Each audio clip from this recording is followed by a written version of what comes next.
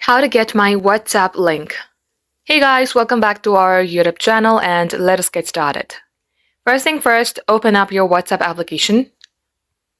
Once it is so, you have to get logged into your WhatsApp account and open any chat.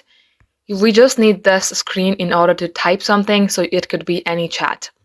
Now here at the text box, you have to type in wa.me/ and plus. After you're writing plus, you have to type in your country code.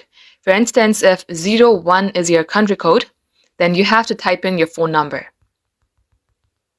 Once you have typed your phone number, copy all of these and go ahead and send it to anybody that you would like to send a link to. And if anybody clicks onto the link, for instance, if you send this and if you forward this message to anybody, if somebody clicks onto the link, they will automatically get directed to the chat box where they can easily chat with you. And just like so, guys, this is how you can do it. Thank you for watching the video till the very end.